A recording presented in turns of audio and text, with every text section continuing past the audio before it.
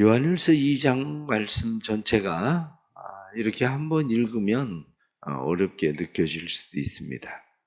그러나 요한일서 2장에 나타난 말씀은 사실 그렇게 어려운 말씀은 아닙니다. 요한일서 2장에 나타난 말씀은 너희 안에 생명이 있냐? 너희 안에 진리가 있냐? 너희 안에 사랑이 있느냐? 그 얘기하고 있는 겁니다. 만일 너희 안에 사랑이 있고 생명이 있고 진리가 있으면 너희는 살아있는 자다. 너희 안에 예수 그리스도가 있다면 너희가 진리, 생명, 사랑 이 모든 것들이 너희 안에 있는 것이다. 왜냐하면 너희가 그것이 아버지를 아는 것이다. 이렇게 얘기합니다. 그러면서 예수 그리스도가 우리 안에 있다는 게 뭐냐? 이렇게 이야기할 때 예수 그리스도가 우리 안에 있다 하는 것은 결국 말로만 하는 사랑이 아니라 우리 안에 예수 그리스도의 진리, 예수 그리스도의 사랑, 그것이 우리의 생명되는 일이다. 이 얘기를 쭉 하고 있는 것이 말씀입니다. 그러면서 너희가 이것이 있는 사람들의 특징이 뭐냐? 이렇게 얘기하면 이것이 있는 사람들의 특징은 죄를 이기는 거다. 그렇게 얘기하는 거죠. 죄를 이기는 것은 바로 너희 안에 이 진리가, 너희 안에 이 사랑이, 너희 안에 이 생명이 있으면 너희가 죄를 이길 수 있다. 그럼 그것은 어디로부터 오냐? 이렇게 이야기할 때 그것은 성령으로부터 오는 것이다. 그 얘기하는 겁니다. 그것은 성령으로부터 너희 안에 오는 것이고 너희가 그 성령이 너희 안에 거하시면 너희가 그것을 소유한 자가 됐다. 이렇게 말씀하면서 그러면 너희는 세상을 이길 수 있다. 이런 이야기를 쭉 하고 있는 것이 오늘 본문에 나타나는 그런 말씀입니다. 말씀이 어렵게 생각이 되는 그런 사람들은 한 절 한 절 그냥 읽으면 말씀은 쉽습니다. 그런데 말씀을 전체를 이으려면 말씀이 어렵게 느껴질 수 있습니다. 그런데 말씀이 어려우면 여러분들이 쉬운 성경이나 메시지 성경이나 공동번역이나 다른 번역 성경 말씀들을 한번 읽어보십시오. 한번 읽어보면 그런 말씀이구나 하고 우리에게 말씀하고 있는 거죠. 오늘 주시는 이런 말씀들을 보면서 우리는 다시 생각하는 것이 교회란 무엇인가 하는 것을 생각하게 되는 겁니다. 교회가 무엇인가? 교회는 생명이 있는 곳이 교회다. 이거죠. 생명, 내 안에 생명이 있나?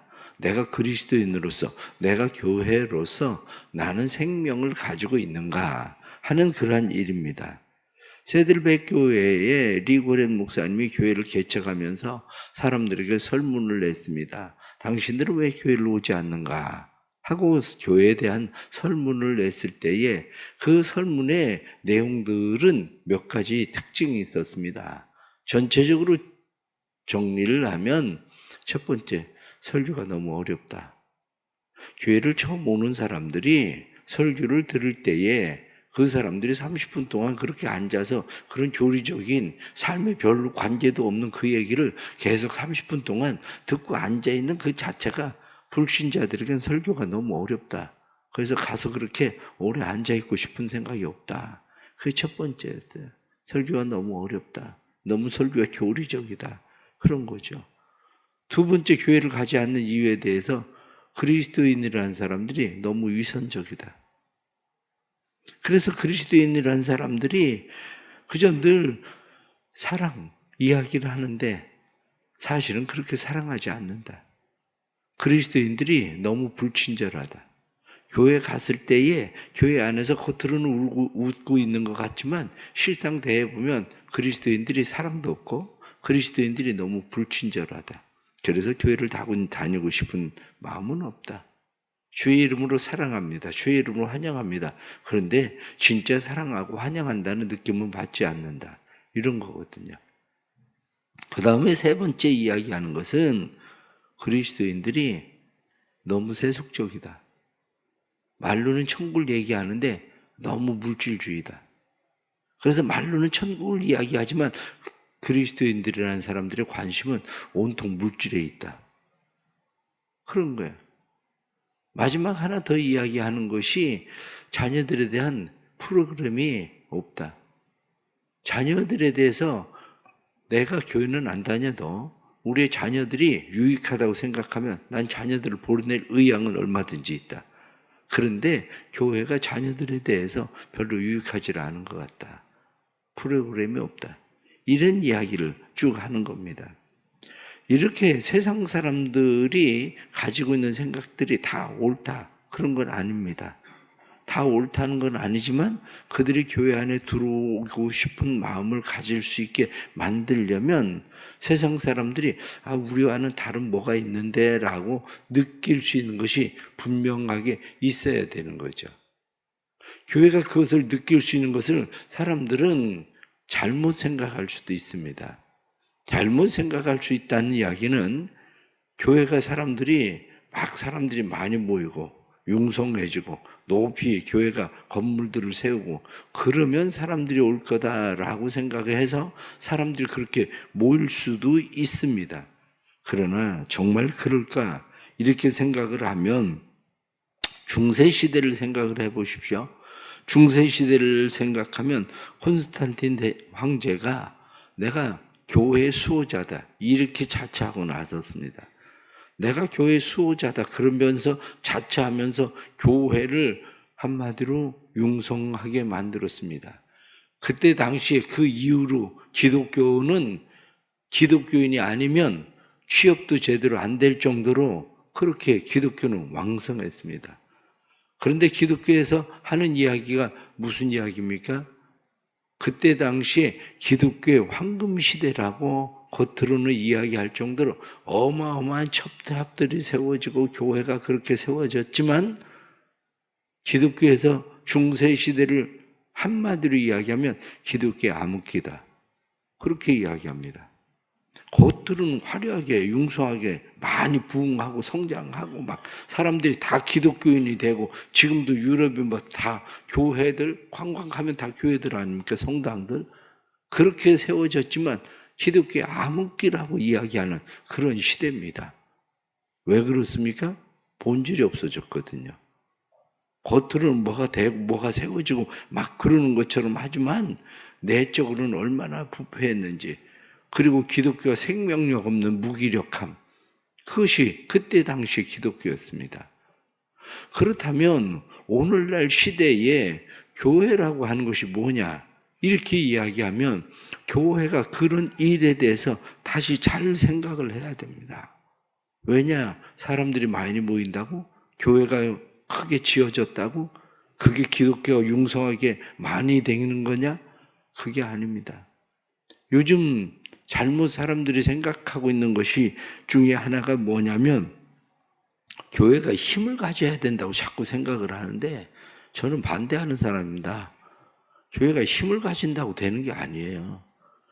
교회가 힘을 갖는다고 힘 갖는 게 교회에서 힘을 갖는 세상적인 힘을 갖는 방법은 간단합니다. 표를 가진 사람들 그 사람들이 되면 교회는 힘을 갖는 겁니다. 그런데 그렇게 한다고 해서 기독교가 되는 겁니까?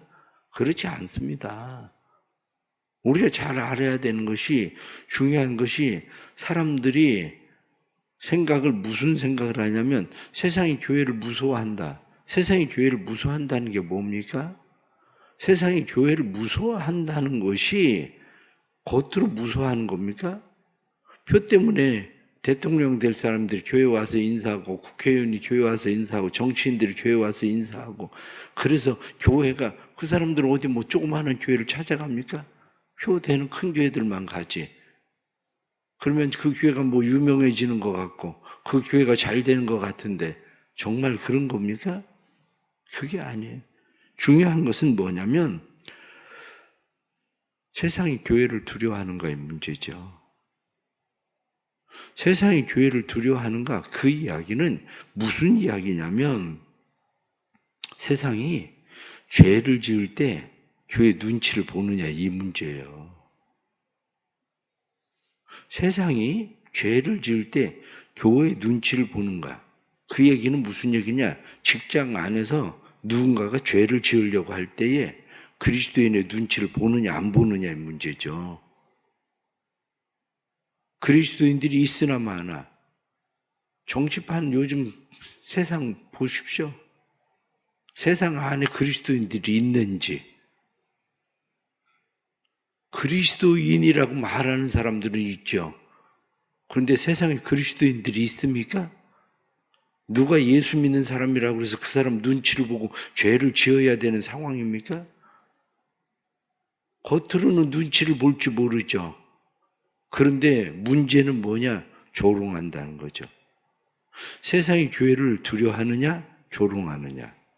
겉으로가 아니라 그들의 내심이 정말 교회에 대해서 세상이 조롱거리가 되어 있는지 아니면 두려움의 대상이 되어져 있는지 바로 그 문제입니다. 그런데 요즘 정치나 모든 일들 보면서 느끼는 것은 세상이 교회를 두려워하는 게 아니라 세상이 교회를 조롱합니다. 교회에선 장로, 집사, 목사, 아들, 등등 해가지고 TV 나오는 세상 말로 인간들, 내가 인간이라고 말을 할 수밖에 없는 게 저 인간들이 왜 나가서 자꾸 예수 믿는 사람이라고 그리스도인이라고 저따위 소리를 하는지, 그래서 내가 인간이라고 얘기하는 거예요. 그리스도인이라고 말하지 않고. 그 인간들, 그 사람들 때문에 교회가 조롱을 받는 거예요. 그 사람들 때문에. 중요한 게 뭐냐? 교회가 살아있다는 증거는 오늘 성경 본문에 나타난 1절 말씀을 보면 나의 자녀들아 내가 이것을 너희에게 쓰면 너희로 죄를 범하지 않게 하려 함이라. 만일 누가 죄를 범하여도 아버지 앞에서 우리에게 대언 자가 있으니 곧 의로우신 예수 그리스도시라. 이 말씀을 잘 이해하셔야 됩니다. 이 말씀이 너희가 죄로 범하지 않게 하려고, 너희를 죄 짓지 않게 하려고, 여기서 말씀하는 죄를 범하지 않게 하려고 함이라. 의도적이란 말이에요. 의도적으로 죄인 줄 알면서 그것을 짓는 사람들, 그거 안 된다, 그거 가짜다, 그 얘기하고 있는 거예요. 의도적으로 죄를 왜 의도적으로 죄를 짓습니까? 그 뒤에 나타난 말씀은 그것은 하나님으로부터 온 것이 아니라 세상적인 거라죠. 16절 말씀 보면 이는 세상에 있는 모든 것이 육신의 정욕과 안목의 정욕과 이생의 자랑이니 다 아버지께로부터 온 것이 아니요 세상으로부터 온 것이니라. 그것이 아버지께로 온 게 아니라 세상적인 것, 네 안에 세상적인 것이 가득해서 지금 네가 의도적으로 너 욕심을 쫓아서 정욕을 쫓아서 안목의 정욕, 이생의 자랑 쫓아서 네가 지금 죄를 짓고 있는 거잖아. 그 얘기하고 있는 거죠. 그런데 짓지 말아야지, 죄를 짓지 말아야지 그러고 생각하는데도 어떻게 죄를 안 짓고 삽니까? 때로는 죄를 짓고 싶지 않은데 문제는 나보다 더 강한 힘에 의해서 끌려가게 되는 거죠. 나보다 더 강한 힘에 의해서 끌려가기도 하고 때로는 몰라서 하기도 하고, 그렇게 되는 상황이 벌어졌을 때에 우리가 아버지 앞에서 대언자가 있다. 그 대언자, 의로우신 대언자이신 예수 그리스도, 그분이 너희에게 있다는 사실을 기억해라. 왜 그렇습니까? 그분이 우리의 죄를 위해서, 그 다음에 2절 말씀 보면 그는 우리 죄를 위한 화목제물이 되셨다. 우리를 위할 뿐만 아니라 온 세상의 죄를 위해서 그렇게 하셨다. 그러니까 그분이 우리의 죄를 대속하시고 우리의 중보자가 되셨으니 이제 난 상관없다, 이렇게 살아도 된다, 그 얘기를 하고 있는 게 아닙니다. 네가 그분이 계시기 때문에 넌 다시 시작할 수 있어, 이 얘기하고 있는 거죠. 다시 시작할 수 있어. 죄 짓지 않고 다시 시작할 수 있어. 네가 거기서 실패하고 넘어지고 그렇게 했어도 너 다시 시작할 수 있어. 그것을 위해서 예수 그리스도가 우리에게 필요한 거지, 내 죄를 다 용서해 주셨기 때문에 내가 죄를 지어도 상관없다, 이게 아니다, 그 얘기하고 있는 겁니다. 세상 사람들이 그리스도인들을 볼 때는 어떻습니까? 세상 사람들이 그리스도인들을 볼 때에는 세상에서 할 짓 다 하고, 교회 와서 회개했다고 얘기하고, 그 다음에 나 죄 용서 안 받았다고 얘기하고, 나와서 그 짓 또 하고, 또 들어와가지고 그 짓 또 하고, 이렇게 살아간다는 거죠. 그러면 그것은 거짓말하는 자라는 거예요.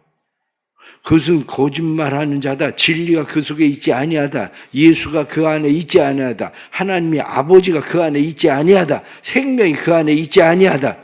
이렇게 말씀하고 있는 거죠. 그러면 그 안에 있지 않은 거다. 그러면 교회는 어떻습니까? 교회를 이야기할 때 교회 모든 성도들의 수준이 다 똑같지가 않습니다. 교회 모든 성도들이 다 똑같은 것이 아니라 교회 성도들에 대해서 오늘 성경에 나타난 말씀을 보니까 12절 말씀에 자녀들아 그렇게 말합니다. 자녀들아. 13절 말씀에 아비들아. 14절 말씀에 아이들아. 그리고 14절 하반절의 말씀 보면 청년들아 이렇게 여러 가지로 이야기를 하죠. 자녀들아. 자녀는 모든 사람 다 하나님의 자녀입니다. 그런데 아이들아, 청년들아, 아비들아. 예수를 믿으면서 자녀들, 아이 된 사람들에 대해서는 교회가 보호해야 되는 거죠. 어린아이들은 어떻습니까? 왜 신생아들에게 다른 사람들이 함부로 가까이 가지 못하게 합니까? 우리나라에 예전에 아이를 낳으면 줄을 둘렀죠. 거기다 고추 끼워놓고 숯 끼워놓고 왜 그렇습니까? 애 낳습니다. 그러니까 가까이 오지 마십시오. 질병이 그들에게 가까이 오지 못하도록 보호하기 위한 거잖아요. 교회가 해야 되는 중요한 일이 바로 그겁니다. 교회가 해야 되는 중요한 일 가운데 가장 첫 번째는 뭐냐면 죄로부터 보호하는 거예요. 죄로부터 보호하는 거. 모르고 하거든요. 아이들이 흙 장난을 하고 그리고 음식을 함부로 먹으려고 해. 엄마가 이야기합니다. 안 돼. 손 씻고 와. 그렇게 이야기하죠. 왜 그렇습니까? 질병으로부터 보호하는 거죠. 몰라서 그래. 몰라서. 교회 안에는 믿음이 어린 아이가 되었을 때는 몰라서 죄를 짓습니다. 왜냐? 세상에 살던 사람들이 교회 안에 들어왔을 때에 죄라고 하는 개념이 다르거든요. 죄라는 개념이. 세상의 죄는 어떻습니까? 불법을 행해야 그게 바로 죄예요. 그런데 교회 안에서 죄는 어떻습니까? 믿음으로 하지 않는 것이 죄예요. 그렇기 때문에 교회 안에서는 믿음으로 하는 것이 뭔지를 모르지 않아요. 그러니까 믿음으로 하는 것이 무엇인지를 모르니까 그래서 가르치고 깨우치는 곳이 어디냐? 그게 바로 교회인 거죠. 그게. 그래서 교회는 성도들을 죄로부터 보호하는 겁니다. 죄로부터 보호하는 건데 아이들이 씻기 좋아하는 아이들이 어디 있습니까? 애들은 코 푸는 것만 해도 싫어해요. 엄마들이 코를 풀면 애들은 코 닦는 것 자체도 싫어요. 애들은. 교회도 마찬가지예요. 교회도 처음 신앙생활 하는 사람은 내가 왜 그렇게 해야 되는데 왜라 소리를 잘해요. 그런데 가르쳐야 돼요. 그게 죄야. 믿음으로 하지 않는 게 죄야. 그걸 가르쳐야 되는 거예요. 교회가. 두 번째는 청년들아. 그렇게 이야기합니다. 청년들아. 이렇게 이야기하면 청년은 어떻습니까? 죄는 알아요. 그런데 청년들의 문제는 뭐냐면 유혹에 약하다는 거죠. 유혹의 때가 그들에게 끊임없이 올 때 유혹에 약해. 요셉은 어떻습니까? 청년의 때 유혹이 와요. 보디발의 아내가 자기를 유혹하죠. 그런데 자기를 유혹할 때 이 청년의 감정이 왜 그 부인에게 마음이 끌리지 않겠습니까? 사람은 아무도 없는데. 그런데 유혹의 때 유혹을 지킬 수 있는 것, 청년의 정욕을 피할 수 있는 것을 성경은 무엇이라고 말합니까? 그것은 말씀밖에 없다. 그렇게 이야기하잖아요. 그래서 청년들로 하여금 유혹을 이길 수 있도록 만드는 것. 교회 안에도 청년의 정욕을 가지고 있으면 세상을 쫓아 살고 싶은 마음이 많습니다. 세상 사람들이 다 성공하는데 세상 사람들이 그렇게 살아갈 때에 그렇게 가고 싶죠. 청년의 때 가지고 싶은 게 뭡니까? 다 성공하고 싶은 거예요. 지식욕이 왜 없습니까? 대부분의 사람들은 지식욕, 예수를 믿는 것보다 하나님 앞에 예배를 드리는 것보다 배우는 게 더 중요하니까 애들이 주일날 다 학원 가잖아요. 다 학원 가고. 그 왜 그렇습니까? 유혹이거든, 유혹. 오늘 돈을 벌 수 있기 때문에 내가 예수를 믿는 사람이지만 예배를 드리는 것보다 돈을 벌러 나가는 거, 이게 다 유혹 아닙니까? 그런데 이 유혹에서 디모데후서 2장 22절 말씀 보면, 또한 내가 청년의 정욕을 피하고 주를 깨끗한 마음으로 부르는 자들과 함께 의와 믿음과 사랑과 화평을 쫓으라. 무엇을 쫓아야 되는지, 유혹을 쫓아가야 되는 건지, 아니면 내가 인생의 이상과 목표를 쫓아가야 되는 건지, 아니면 하나님을 쫓아가야 되는 건지, 그것을 바르게 가르치는 거, 그게 중요하다고 말하는 거죠. 에베레스트 산을 정복한 에드먼드 힐러리는 이야기하기를, 우리는 산을 정복한 것이 아니라 우리 자신을 정복한 것입니다. 그런 이야기였어요. 산을 정복하는 게 아니에요. 유혹을 이기는 것은 나를 이기는 겁니다. 유혹을 이기는 것은. 세 번째는, 교회는 철저하게 세상을 이겨야 됩니다.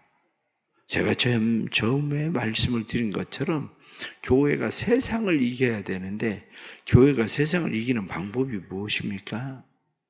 교회가 세상을 이기는 방법은 결국 성숙함입니다. 그리스도인들이 성숙해져야 됩니다.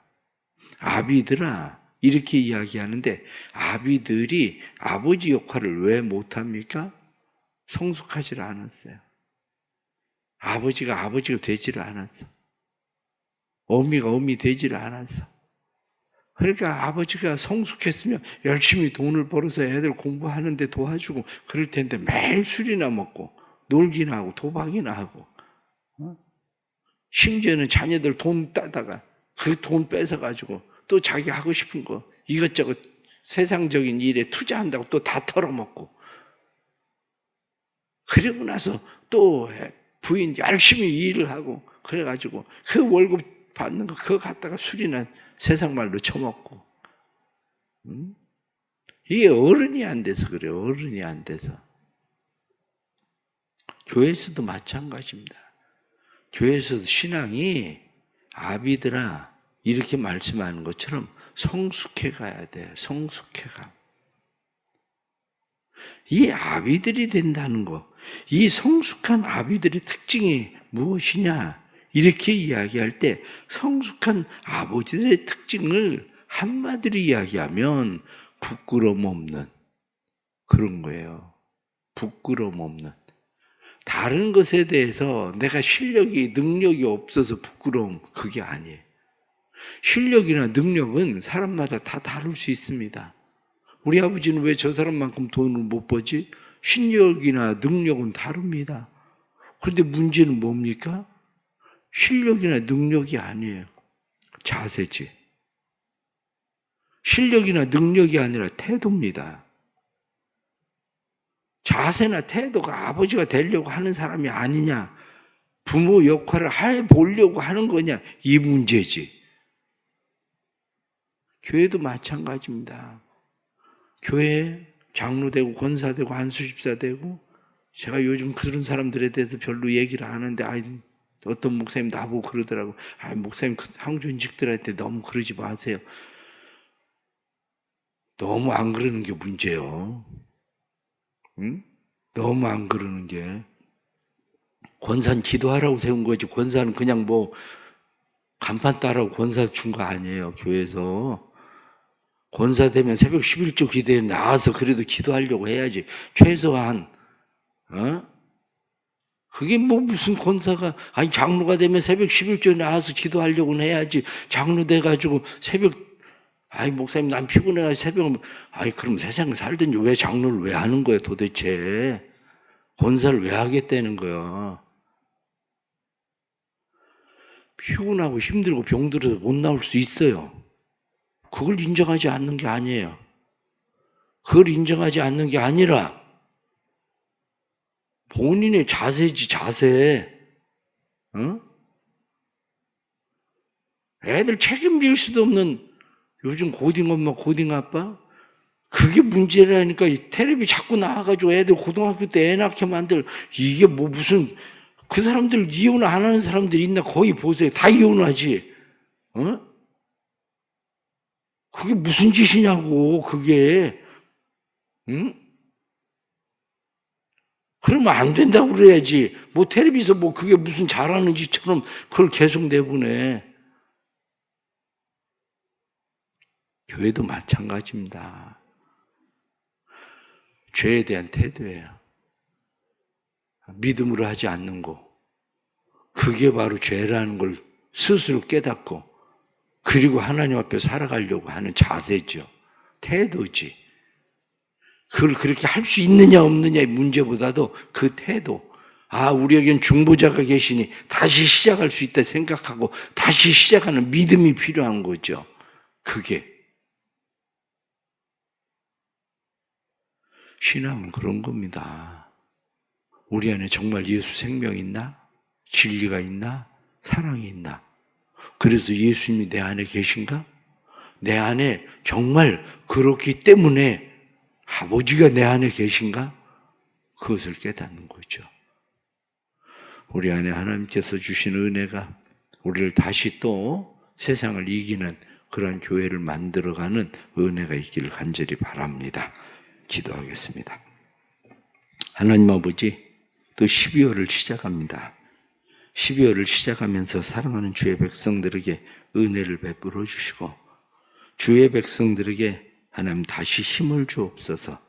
아이들아 하고 말씀한 것처럼 교회 안에 어린아이 같은 사람들을 죄로부터 잘 보호할 줄 아는 교회 되게 하시고 믿음이 무엇인지를 가르쳐서 믿음으로 하지 않는 것이 곧 죄니라 말씀하신 대로 믿음을 가르치는 교회 되게 해 주옵소서. 청년들아 하고 말씀한 것처럼 유혹의 때에 죄의 유혹을 받고 죄를 쫓아가는 것이 아니라 청년의 유혹을 피하고 성경에 말씀한 것처럼 죄의 유혹을 피하고 의와 화평과 진리를 쫓아 살아가는 우리 성도들이 되도록 도와주옵소서. 아비들이 되게 해 주옵소서. 성숙한 그리스도의 사람들이 되게 하셔서 성숙한 그리스도의 사람들로 우리의 삶이 예수 생명 안에서 죄에 대한 바른 태도를 가지고 믿음으로 살아갈 수 있도록 하나님 아버지 도와주옵소서. 벌써 이 한 해의 끝자락에 우리가 12월을 시작합니다. 주님 도와주셔서 이 한 달 더욱더 믿음으로 주님 앞에 살아가는 역사가 일어나도록 성령님 도와주옵소서. 하나님 앞에 월삭 헌금을 드립니다. 믿음으로 드려지는 헌금들 기억해 주시고 하나님 아버지 이 한 달 은혜 베풀어 주셔서 믿음의 거룩한 역사가 성령의 놀라운 역사가 이들과 함께 하시고 하나님의 함께 하심을 경험하는 은혜가 충만하도록 도와주셔서 12월 한 달 믿음으로 계획했던 일들 마무리 잘 될 수 있도록 아름다운 열매 거둘 수 있도록 지금까지는 열매가 보이지 않았어도 열매 맺게 하시는 하나님께서 열매 되게 하시는 하나님의 역사가 일어나도록 주님 도와주시옵소서. 주의 은혜와 진리와 능력이 충만하도록 교회가 교회되도록 그래서 교회가 세상을 죄를 이기고 마귀를 이기는 교회되도록 역사하여 주옵소서. 지금은 우리 주 예수 그리스도의 은혜와 아버지 하나님의 그 놀라우신 사랑하심과 성령의 감화 감동 교통하시며 충만하심이 사랑하는 모든 성도들이 함께 하셔서 세상을 이기는 믿음의 성숙한 그리스도의 사람들이 되기를 간절히 축원하옵나이다. 아멘.